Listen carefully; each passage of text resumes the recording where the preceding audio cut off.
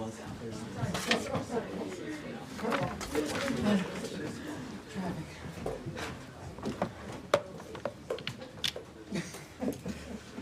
everybody. All right. To begin, a few comments at the top, and then I'll be happy to take some questions. So first, a statement from Special Envoy Steve Witkoff. Quote, "We have decided to bring our team home from Doha for consultations after the latest response from Hamas, which clearly shows a lack of desire to reach a ceasefire in Gaza. While the mediators have made a great effort, Hamas does not appear to be coordinated or acting in good faith. We will now consider alternative options to bring the hostages home and try to create a more stable environment for the people of Gaza. It is a shame that Hamas has acted in this selfish way. We are resolute in seeking an end to this conflict and a permanent peace in Gaza." This week, the United States is advancing a bold and proactive foreign policy that reflects our enduring commitment to peace and security and prosperity for the American people. Deputy Secretary of State for Management and Resources, Michael Regas, is traveling to Seoul and Manila to strengthen the department's operational posture and deepen our partnerships in the Indo-Pacific, a region central to America's strategic and economic interests. His visit builds on the administration's vision of a free, open, and secure Indo-Pacific. As the White House announced earlier this week, the United States is making significant progress on 3 major trade initiatives in the Indo-Pacific, reflecting our deep commitment to advancing economic prosperity and long-term security across the region. President Trump announced a landmark economic agreement with Japan, one of our closest allies and one of our most important trading partners. This historic deal underscores the enduring strength of the U.S.-Japan relationship and advances the mutual interests of both nations. The United States and Indonesia also reached a framework for negotiating an agreement on reciprocal trade. This framework is an important step toward expanding bilateral economic ties and will help unlock new opportunities for exporters in both countries. And on Tuesday, President Trump welcomed President Ferdinand Marcos Jr. of the Philippines to Washington. During the visit, the United States and the Philippines concluded a trade agreement that will reduce tariffs and expand market access, further deepening our economic partnerships with a key ally.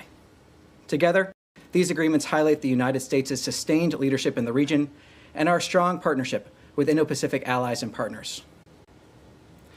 We're also gravely concerned by the escalating violence along the Thailand-Cambodia border and deeply saddened by reports of harm to civilians. The United States urges an immediate cessation of hostilities, protection of civilians, and a peaceful resolution of the conflict. And with that, I'll take some questions. Yes? Thanks, Tommy. The Special Envoy's statement, does that suggest that the U.S. is pulling out of any sort of negotiating role in the Gaza ceasefire talks? What are these alternatives? Well, look, ultimately the statement speaks for itself, but the question has never been our commitment to a ceasefire. The question has been Hamas's commitment to a ceasefire, and that has been made clear by the Special Envoy's statement, the fact that we have entered in good faith in trying to reach an end to this conflict. And as the Special Envoy said, we remain dedicated to trying to see an end to this conflict. But will you work within the parties, Qatar, Egypt, for example, in the Doha format? Will you return to that, or are you pulling out entirely from this format? Well, look, again, I refer you back to this statement. This is a very dynamic situation, and ultimately, again, to reinforce, the question here has never been our commitment to try to get a ceasefire. We've seen that engagement. The question here has always been Hamas's commitment to a ceasefire or willingness to get there. And can you give us any examples of the alternative options that Witkoff references in his statement? At this point, I have nothing to preview. Yes? Thank you. Just following up on that, what about the response from Hamas specifically made the administration feel that they were not acting in good faith? Well, look, these are sensitive diplomatic conversations. We'll see in the days ahead as we proceed here. Ultimately, the Special Envoy's statement speaks for itself, but I think the broader context here is also important. The fact that we have seen Hamas first break that ceasefire that existed on October 7th, then break another ceasefire, and then here, as the Special Envoy makes clear, not acting in a way in order to achieve a ceasefire again. So to reiterate, the question has never been our commitment to a ceasefire. It has been Hamas's. They have shown that again and again and again, and have just shown it once again. And this decision comes as dozens of people have starved to death in Gaza in the last few weeks as a wave of hunger is hitting the home plate. The WHO said yesterday that 21 children under the age of 5 were among those who died of malnutrition so far this year, and more than 100 organizations have called for the lifting of all restrictions on the flow of aid and all land crossings to be opened and the restoration of a UN-led humanitarian response. Given this decision today, is the U.S. considering any other steps to increase the flow of aid to Gaza? Are you talking with Israel about them taking any other steps? How do you move forward on the aid? Well, look, ultimately what we have seen us do is the delivery of close to 90 million meals into Gaza during a war zone. The ability to deliver that aid in a way where it is not being looted by Hamas. That is what we have seen.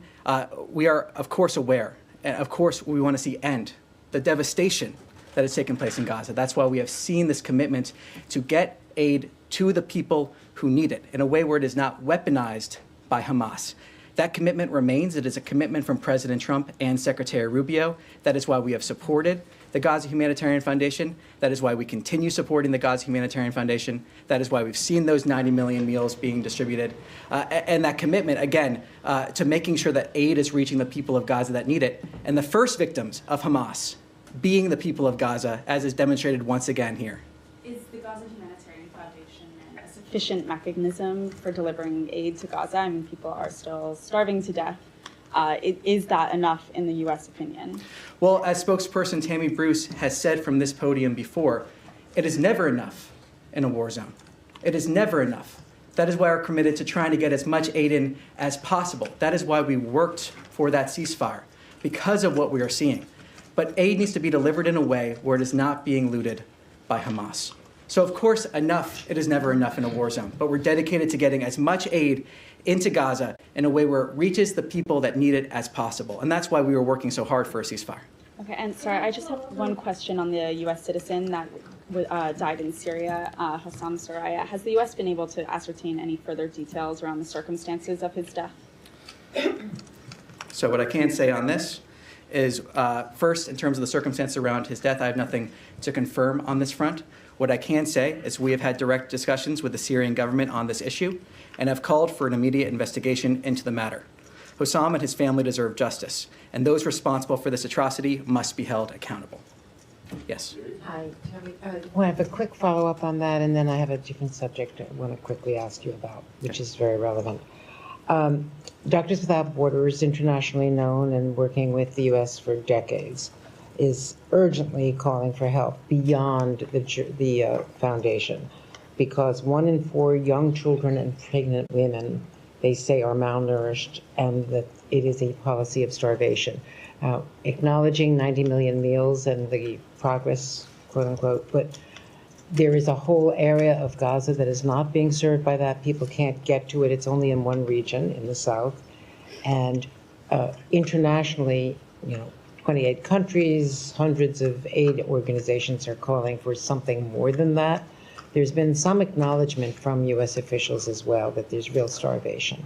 So is there any, now that the talks have collapsed and so that there's no immediate ceasefire that might relieve the pressure, is there any alternative that the State Department would begin looking at? And then I have just one other follow-up. Well, a couple points. First, it is progress to see 90 million meals. That is, yes, and that is progress, and I think it is worth applauding, especially given the circumstances under which those meals were able to be delivered. I think another important context of this is that the first victims of Hamas are the people of Gaza. Of course, they're not the only victims. Well, that's what we're talking about. Yes, on October 7th. The atrocities that we saw there, many victims of Hamas. We remain dedicated to getting aid into Gaza to the people that actually need it, and we've called from this podium other entities to step up and working through this mechanism in order to deliver aid to the people of Gaza without it being subject to looting by Hamas. Well, they're volunteering, but they can't get past the border. That's the problem. We're calling for conversations with the Gaza Humanitarian Foundation, with under entities, through this mechanism. We've seen the food being delivered. It's also fuel for the hospitals, where the incubators are now taking multiple children. We are incredibly aware of the humanitarian catastrophe that is happening there. That is the dedication you have seen from the President, the dedication you've seen from Secretary Rubio. Every single day, we have conversations here at the State Department. Every single briefing, we have conversations here about getting aid into Gaza. It is a dedication of this administration. That's why we've seen the 90 million meals, the support of that effort from this administration. So, of course, we want to see as much aid getting into Gaza as possible in a way that is not being looted by Hamas. And this mechanism, the Gaza Humanitarian Foundation, has been a way to do that. So we're calling for additional support of that foundation to deliver that aid. Okay, let me ask you this other question, though, because there is a lot of reporting, New York Times and elsewhere, about planned cuts in PEPFAR going forward. Now, just last week, Republicans led the way on the Hill in carving out the clawback that was proposed in PEPFAR, and in continuing the program and expanding it beyond some of the contracts that were frozen under DOGE. Can you give us an update, a status update on where the State Department's thinking is on PEPFAR going forward? Well, Secretary Rubio has stated that PEPFAR is an important and life-saving program that will continue. That dedication continues. That has been clear from the Secretary. The Secretary has made that clear. I will take a step back when we're talking about aid programs in general. Part of the new vision of this administration when it comes to aid is looking at recipients of aid, or at least the communities, as allies and partners, not those that are dependent on this aid. And in the long term, working towards a scenario where we have the same needs being provided by local partners or other entities is part of that long-term effort when we're talking about aid in general. So PEPFAR, though, now is an important and life-saving program that will continue. Secretary Rubio has made that clear. And just to quickly follow up, some countries have moved towards taking ownership, South Africa, for instance, countries that are capable, but in conflict zones like Haiti, like Sudan, like Southern Sudan, like Somalia, and several other countries involved. Is there a plan to continue it until countries can stand on their own 2 feet? Well, look, what I can say now is that PEPFAR, as I just said, that important and life-saving program that will continue. That's what our policy currently is here. Again, talking about that longer term, when we're talking about aid in general, is when we're talking about those local institutions being able to fulfill a lot of those needs, looking at people as trade and allies, not as those that are dependent on aid. That's a broader aid vision that is from this administration, but when it comes to PEPFAR, as I said, that it will continue. Yes. Thanks, Tommy.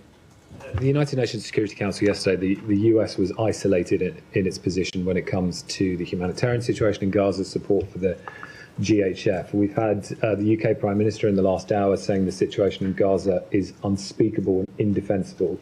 We've had more than 100 humanitarian aid agencies saying that this system is creating the conditions of starvation. You have desperate Israeli hostage families who have been for weeks pleading with the Prime Minister of their country to do this deal. The US is the only power that has the leverage and the pressure to try and make that happen from the Israeli side. There is clearly a gap between Israel and Hamas. It's been there for a long time. And there are Israeli families who will say that this is quibbling over a few meters of territory in Gaza. This is quibbling over the number of Palestinian prisoners to be released. And the US could put the pressure on to move these two sides closer together. And can you help us understand why at this moment, when you see the conditions on the ground in Gaza, with now mass starvation, the US is deciding this is the moment to walk away from these talks? This is not a question of what the United States is doing. It's a question of what Hamas has done. This is a response to what Hamas has done continually. But that's not actually the position of many of the Israeli hostage families. Israel has long accepted the deal on the table, and Hamas has long rejected it. I mean, it's never been our commitment to a ceasefire. That's never been the question here. We have engaged in good faith to try to achieve a ceasefire. The question has always been with Hamas. That is where the question has been. That is where it remains. And the response we just saw from Special Envoy Wickoff is reflective of that. The question is with Hamas, not with the United States. Just in terms, the statement says you'll now consider alternative options. I mean, to bring the hostages home, what possible alternative options can there be? Israel has tried rescues. Gaza is reduced to rubble. The population is starving. So, I mean, if you could help us understand what that statement could possibly be referring to. I'm not going to speculate more on terms of what his statement stands for itself at this time. If we have more to announce, we will announce it. Just one other thing I wanted to ask about the two-state solution conference next week. I know the US had said previously when it was postponed that it opposed countries going to this conference in New York. Do you have a position on it this time? Nothing further beyond saying that we will not be in attendance of that conference. Yes. Just to clarify, now when the envoy says we will consider alternative options to free the hostages and so on, what is meant by that? Because, if we have seen that only through negotiations were the hostages released in the past.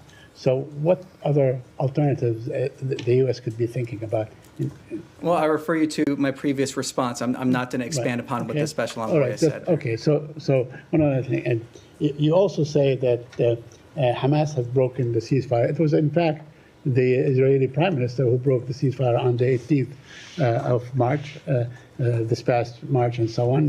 Hamas had, or at least from what we hear, by the interlocutors and so on, that Hamas has been more than willing and submitted many concessions and so on. So what is required of Hamas so the ceasefire can take effect as far as the United States is concerned? Well, look, there has been conversations on this. I will not go into details of what those private diplomatic conversations have been, but what I can say is it is clear now from our perspective that Hamas does not appear to be coordinated nor acting in good faith. We have approached these conversations with good faith, as has been evident by our comments from this podium and other places, and it is clear now that Hamas has not been acting that way. And lastly, yes. just lastly, according to news reports and so on, the sticking point was actually the actual entry of aid to Gaza. They apparently did not agree on that. Is that really what broke finally, what forced the United States team to pull out, or because they want to maintain this GHF method of allowing aid into Gaza? Look, what I can say is what spokesperson Bruce spoke to just on Tuesday, that discussions of the humanitarian situation in Gaza were part of this, and our effort was to try to get those humanitarian corridors in there. That has been a clear effort by this administration, as spokesperson Bruce described. And again, to reiterate, we are seeing aid being delivered despite the actions of Hamas here, and those 90 million meals are to be applauded in terms of that effort. Of course, it will never be enough until we see an end to this conflict, but the entity that is standing in the way of ending this conflict is Hamas. They can release the hostages, lay down their arms, as we have said repeatedly. It is Hamas that is preventing an end to this conflict. Yes. Tommy, few Middle East questions for you. Number one, with the Special Envoy Witkoff's statement, said there's a lack of coordination. Hamas is not coordinated.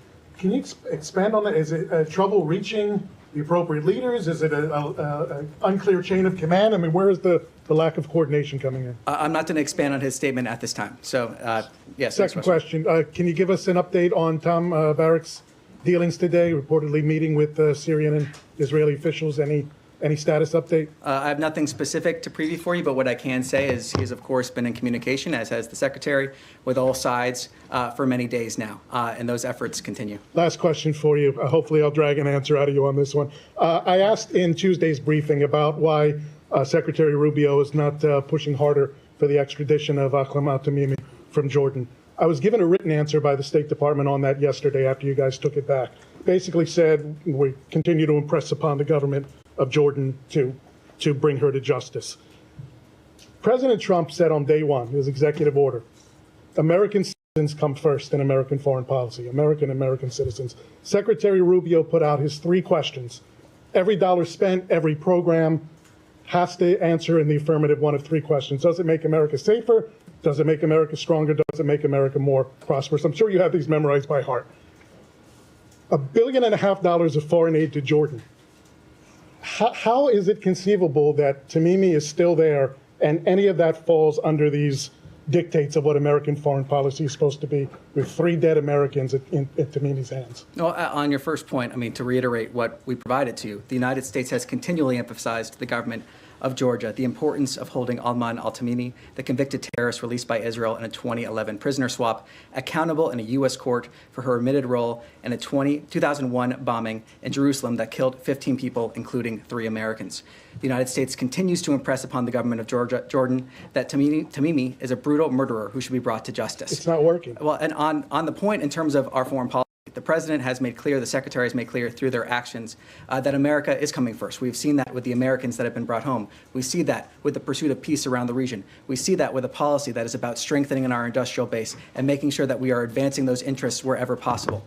We are continually emphasizing to the government of Jordan the importance of this issue, though in terms of the 3 that you mentioned, safer, stronger, more prosperous, those are not slogans here. They are actions. Those are North Stars that we fulfill every single day to the best of our ability, making sure we're advancing the interests of the American people in absolutely every single way that we can.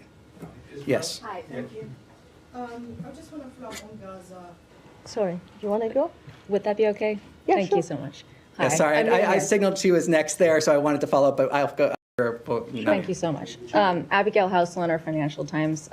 So I know, to go back to Gaza, I know you all have said repeatedly that the situation and starvation that we're seeing is because Hamas is blocking progress, or you've said because the UN organizations aren't willing to work within the framework of GHF and then that Israel has set for aid distribution. We all acknowledge, obviously, that Israel controls Gaza's borders completely, and it is limiting food to the population because Hamas has not agreed to its terms. I know this question has been asked in many different ways. I'm going to try this way. To be clear, is the U.S. government okay with Israel allowing children and adult civilians to starve so long as Hamas and the UN refuse to play by Israel's rules for aid distribution? I reject the premise of that question in terms of how that was set up.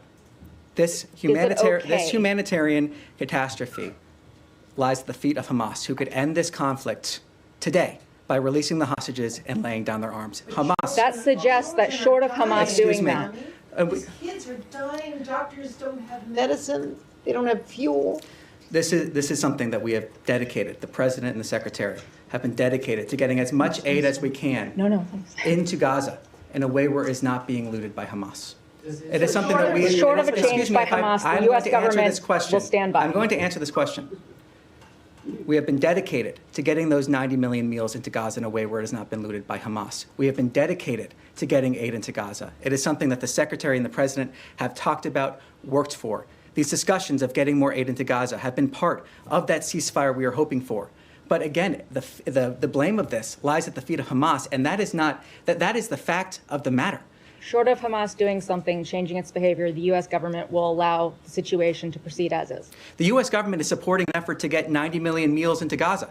The U.S. government is supporting an effort to get as much aid as possible to the people that need it without it being looted by Hamas. That is the actions of the U.S. government in terms of supporting that effort, and we call on others to support that effort to get as much aid as we possibly can. Of course, it will never be enough. It is something we are continually working for, to get more and more aid in what ways we can without being looted by Hamas every single day. Last question. Has President Trump seen images of the children or other civilians starving recently this week? What I Has he can been shown speak these to is images? President Trump's comments before that he has said publicly about wanting to get aid into Gaza. Yes. Thank you. The criticism against the Gaza Humanitarian Foundation is basically controlled by Israel. It's designed by Israel, is controlled by Israel, and therefore is weaponizing the food against the Palestinians. Where before the creation of the GHF, it was 400 points where people can access the food.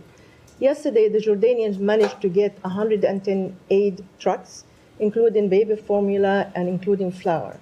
They work with WFP and they work with the World Central Kitchen. So there's an alternative to the GHF. Why can't the U.S. allow other countries to use this kind of method, especially in northern Gaza? Because the 4 points where the GHF is concentrated in the south. So people from the north cannot come to the south. So why can you encourage this method? I flat out reject your characterization of Israel weaponizing aid. The only entity that has been weaponizing aid has been Hamas. Through the looting of Can you aid, the agree weaponization both? of this Can you population. say both? What we have seen is an effort from the United States government, like I said, to get 90 million meals into Gaza during a war zone. We saw efforts. But that's not enough. We saw efforts to get to a ceasefire that Hamas has decided not to act in good faith to achieve. That is the reality here, and we're continuing to try to get aid into a war zone that exists only because of Hamas. The war zone exists only because of Hamas, who could end the conflict tomorrow, who is weaponizing aid against the Gaza population. The first victims, as we said, are the Gaza population. Okay, I have one more One more. question. I want to ask a question on behalf of journalists in Gaza. You and other spokespeople behind this podium, they always talk about the freedom of expression, the value of our work. Our correspondents, including my own of Al Arabiya and my colleagues of AFP and every other journalist in Gaza, are unable to do their job because they are starving. They don't have food. How can you allow this to happen? And you tell us and tell everybody else that the work of journalists is vital, especially in a war zone. And yet you're now saying that it's Hamas who's controlling the food, and therefore we can't do anything about these people. What I'm saying is Hamas is... How can you help them? How can you What help I'm saying journalists first on in a that war front, zone? in terms of the food, is that Hamas, through looting the food, has led to weaponization. They are weaponizing aid when they are able to. We have a system in place attempting to get as much aid into Gaza as possible in a way where it is not being looted by Hamas. That is the reality that we're seeing. That is the reality that we're pushing for, trying to get as much aid in there as we possibly can. Yes.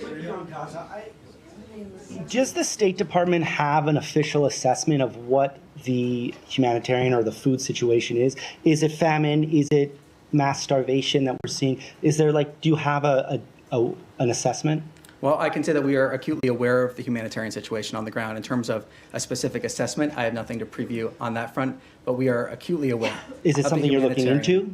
Well, we are very much aware of the humanitarian disaster that is there. We're very much aware of it. That again goes back to the commitment of why we're trying to get aid into Gaza. And quickly, because I have something on Syria, but just you keep referencing the 90 million meals. That's since May 27th for 2.1 million people.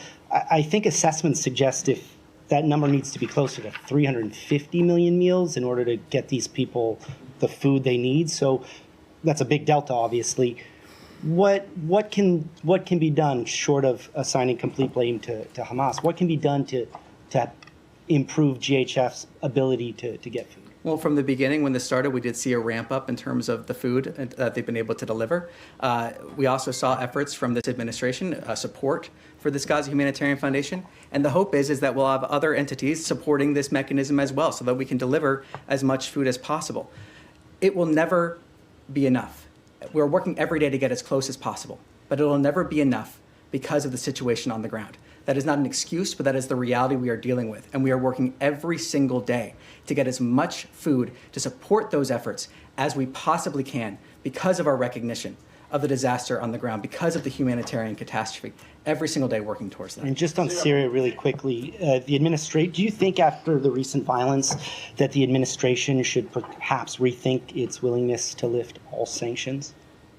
Well, look, the President Trump announced sanctions relief for Syria on May 13th to give all Syrians a chance at a peaceful and prosperous country. Syria is at a critical juncture, and we are looking to the Syrian government to lead on next steps. Yes. Thank you. Just sticking on the Gaza Humanitarian Foundation quickly. Are you able to say whether you know whether the Gaza Humanitarian Foundation distributes food that is high nutrient, high protein, the food that is needed for children in particular that have now reached starvation point? Can you confirm whether the US government knows whether that type of food is being distributed by this organization that you have said a few weeks ago the US government is now going to support?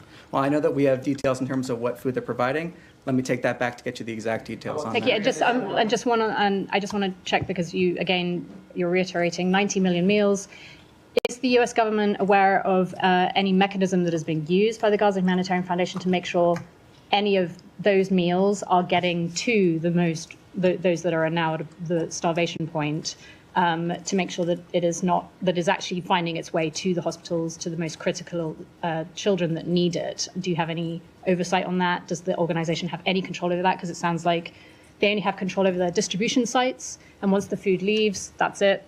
There's no way of telling where that goes.